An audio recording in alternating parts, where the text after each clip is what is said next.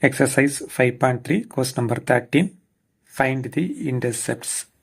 X intercept, Y intercept value தான் find out பண்ண போகிறோம். பண்ணலாமா? ஸோ ஃபஸ்ட்டு கொஸ்டின் அதை அப்படியே எழுதுகிறேன். 3x minus 2y, அந்த minus 6 அப்படிங்கிற டேர்மை ரைட் சைடு தூக்கிட்டு போயிருங்க. கான்ஸ்டன்ட் டேர்மை ரைட் சைடு மூவ் பண்ணுறேன். minus 6 ப்ளஸ் 6 மாறும். ஸோ அந்த ரைட் சைடு ப்ளஸ் 6 இருக்கா, அதனால் ஒரு டேர்மையும் 6ஆல் டிவைட் பண்ணுங்கள். by 6 by 6 by 6. ஓகே, இப்போ அடி கொடுத்துடலாமா? 3 2s are 6, 2 3s are 6. இங்கே 6 6 அடி போயினா 1 தான் இருக்கும். ஓகே, அப்படி எழுதலாமா? x by 2 y by 3 equal to 1. So இந்த இடத்துல நான் என்ன பண்ண போகிறேன் அப்படின்னா, இதில் ப்ளஸ் போட்டுக்கிறேன், மேலே இருக்கிற மைனஸ் அப்படி கீழே எட்டு வந்துடுறேன். இப்போ ஃபார்முலா எழுதுகிறேன். Intercepts formula x by a plus y by b equal to 1. இந்த ஏக்கு பதிலாக இங்கே யார் இருக்கா பாருங்க, 2. a equal to 2. இதுதான் x இன்டர்செப்ட். ஓகே, இப்போ இந்த பிக்கு பதிலாக யார் இருக்கா பாருங்க, -3.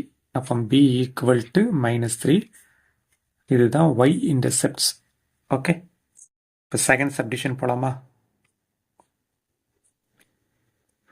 4x plus 3y as it is எழுதியாச்சு. இந்த ப்ளஸ் 12 அப்படிங்கிற கான்ஸ்டன்ட் டேர்ம் ரைட் சைடு போகும்போது என்ன ஆகும், -12 மாறிடும்.